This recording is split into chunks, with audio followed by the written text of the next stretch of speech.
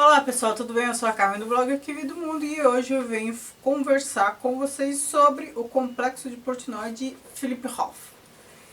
Eu, curiosamente, estava lendo este livro quando ele morreu, há pouquíssimos dias atrás. Eu postei a foto deste livro no Instagram dizendo que estava lendo e poucas horas depois tive a notícia de que ele havia morrido, né?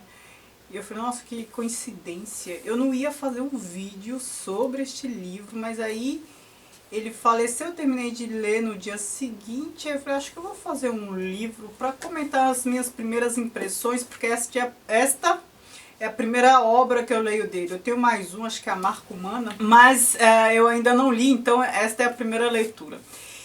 E deixa eu comentar, né? Eu vou comentar o livro, não vou comentar o autor. Porque o autor eu gosto de comentar quando eu já li mais obras, né? Eu posso delinear assim, as minhas primeiras impressões do autor, mas da obra eu posso falar melhor. Eu comecei a ler este livro, eu tive a sensação de que era uma história parecida com aquela do Henry Miller, Trópico de Câncer. Eu falei, nossa, é só sexo, sexo, sexo, mas não. E eu já vou explicar. Aqui a história de um rapaz americano, judeu, de 30 e poucos anos, e todo o livro é uma fala psicanalítica, né? O complexo aqui é da psicanálise, Complexo de Portnoy. Portnoy é o sobrenome dele. E ele começa falando, ele está falando para um terapeuta, psicólogo ou psicanalista, não sei. E ele começa a contar a vida dele. E conta a vida de maneira totalmente alinear, né? Conta dados da infância, vida adulta, adolescência e tudo mais. Quando eu passei dessa primeira impressão, né? Porque ele já começa falando palavrão, das relações sexuais e tudo mais, eu pensei, vai ser Henry Miller. Mas depois que eu passei dessa impressão, me veio um outro autor. Não é a obra, mas é o autor. Lembrei de Kafka. Não que a obra dele lembre a obra de Kafka. A história aqui do personagem me remeteu à história de Kafka. Quem não sabe o que eu estou falando, veja o vídeo que eu fiz sobre Kafka e lá eu comento um pouco da vida dele. Em que aspecto? É judeu, sem aceitar muito a religião, sem querer ser judeu, né? Pelo menos em termos religiosos, tem só a cultura. E reprimido, uma repressão, principalmente pela mãe, a mãe castradora, no caso do Kafka era o pai. É que a mãe castradora, o pai permissivo em relação ao autoritarismo da mãe. E pessoa assim, com pouca representatividade na vida do Alex, né? E uma compulsão por sexo, né? Então, isso me fez lembrar a história de Kafka. Se a gente substituir a figura da mãe aqui pela figura do pai lá, a gente tem a mesma história. Isso já me fez pensar em uma coisa, né? E aí, se tiver algum terapeuta de plantão, psicanalista, psicólogo que esteja vendo esse vídeo, talvez possa me elucidar. Porque, além dessas duas situações, do Kafka e do Portnoy aqui, eu conheço outras pessoas também com esse comportamento. Muita repressão, compulsão sexual. Eu gostaria de saber se há uma relação direta, o que os terapeutas dizem sobre isso, porque não é a primeira vez, não é a segunda, não é a terceira, é muito comum, né? Eu conheço bastante gente e me parece comum isso.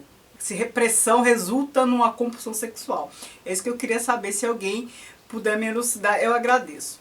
Mas voltando à história, o Portnoy tem essa compulsão por sexo. Então os pais cobram herdeiros, né? Ele tem uma irmã, a irmã é casada, tal, a irmã mais velha, e ele é cobrado, mas ele não se interessa em se casar com ninguém.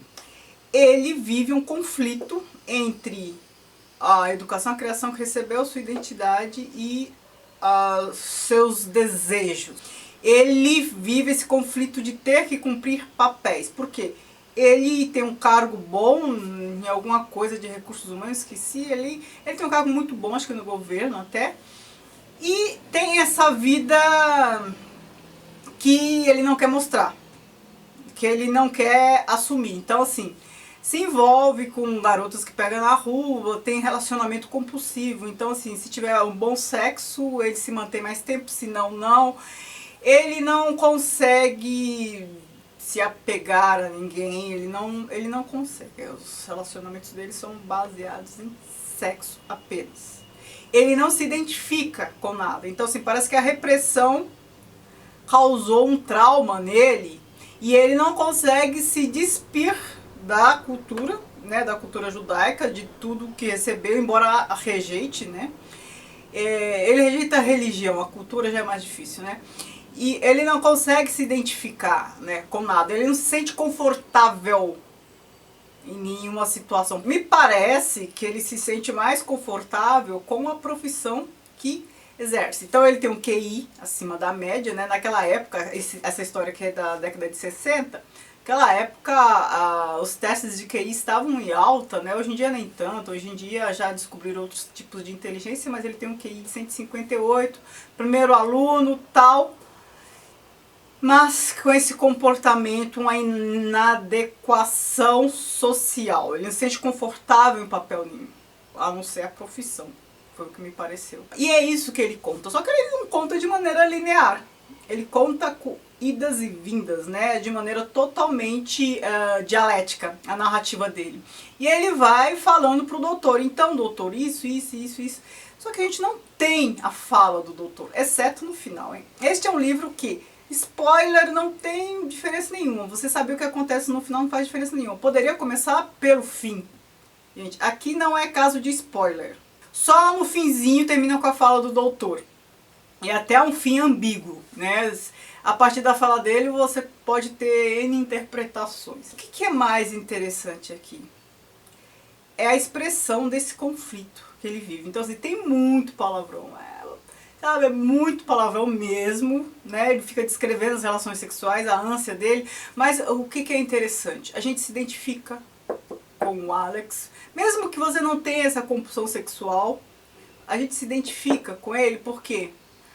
Pelo desconforto de cumprir papéis, pelo desconforto de estar em situação, e ele, durante a fala, ele vai se analisando. Então, assim, parece uma polifonia, há várias vozes, ele se repreende, né? Ele mesmo se censura, ele mesmo se repreende, ele mesmo se analisa e vai e volta. Então, assim, é uma fala conflituosa, mas é uma fala dinâmica, a gente se identifica com ele, mesmo não passando por situação semelhante. A situação semelhante que a gente passa e todo mundo passa é essa relação de conflito.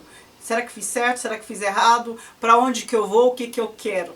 Né? Essa angústia da existência que ele expressa aqui de uma maneira muito fluida, né? Muito fluida. Então ele conta a história dele e a gente se identifica mesmo tendo histórias diferentes, né? E a narrativa é muito boa, a gente se mantém interessado. Você pode detestar palavrão, não é todo mundo que gosta, então assim, eu já aviso, quem se incomodar com palavrão talvez se incomode com essa obra, mas também pode ser que você se incomode com palavrão e queira ler, né, se interesse e mantenha interessado por essas razões que eu contei, da dinâmica da narrativa. Então, este é um livro que está nas duas relações da revista Bravo e da revista Bula como um dos melhores livros, um dos 100 melhores livros, certo? Da literatura mundial.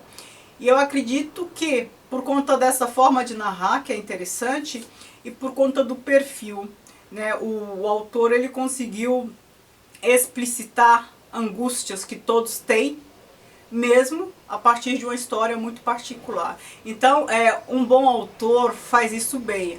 A partir de um universo muito particular, falar de todo mundo. De todos em um só, mesmo tendo vidas diferentes. Então, foi essa sensação que eu tive.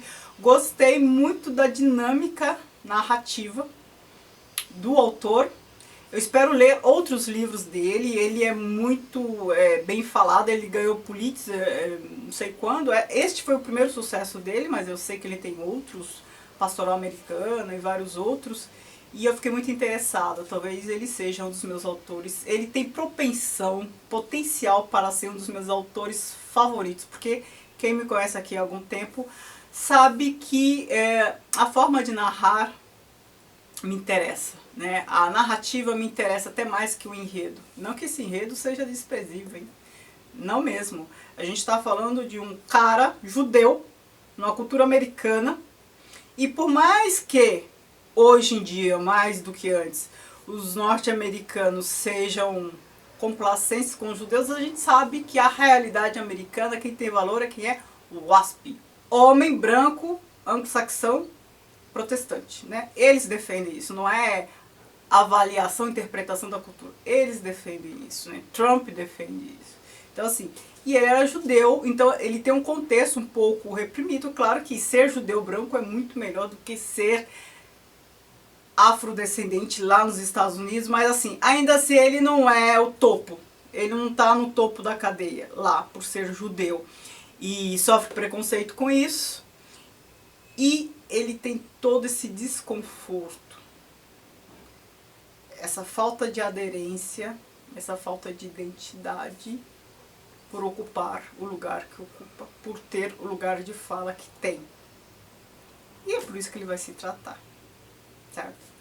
Então é isso, eu não ia fazer um vídeo sobre esse livro porque eu pensei, acho que eu não tenho muito o que falar, acho que eu preciso ler mais livros do autor, mas aí ele faleceu, eu pensei, deixa eu fazer um vídeo, né, pra contar a minha experiência de leitura. Então assim, não é uma análise, não é nada, é um vídeo muito simples, só a minha impressão do autor, minhas primeiras impressões de Philip Roth.